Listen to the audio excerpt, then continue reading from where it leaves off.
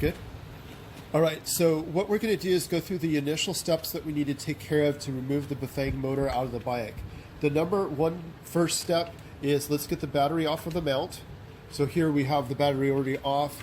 We've removed the screws, so you're going to have 3 screws on the bottom part plus the secondary mount that will be up here. We removed those already.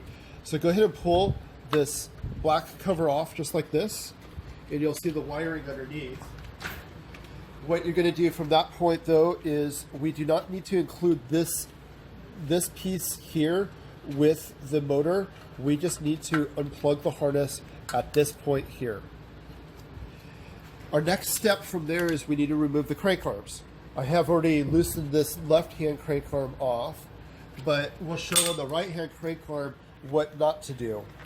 So this tool needs to thread in completely until it bottoms out. If it gets tight like this is only one thread caught in here. It will ruin the crank arm. So if you need to, take your crescent wrench, but go and thread this until it bottoms out, like that.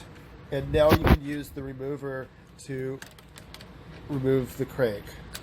Your last step is to remove the 5 bolts and take the chainring assembly off.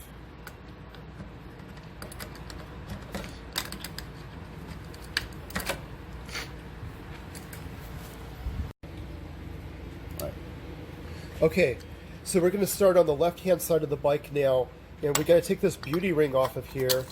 It's usually not super tight, so go ahead and unthread it. It may be a little tight in places because of the anti-seat or the lock threader that we put on. And what you'll see is the actual true lock ring underneath. And if you need to use a hammer or some type of help on the tool that I provided, go ahead and do so. This, you can see we use special tools here to get this really tight, but go ahead and break this free. Again, there's Loctite underneath here, so it may be a little bit difficult, but go ahead and unthread this the entire way and then take these 2 5mm bolts out.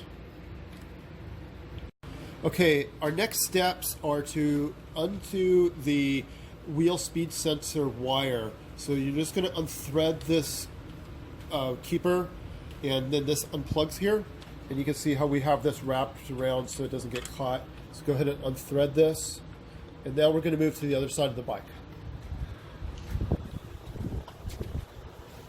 Now, our next piece that we got to do is there's a connector that's underneath the housing here. So we need to take your heat shrink here, and we're going to take a pair of scissors, and just cut along that line and peel the heat shrink off. And once we've done that, we can pull our loom back. And then this is the main connector. Go ahead and unconnect this. And now our wiring is all loose. Go ahead and unthread it from here. And now the motor is able to be removed.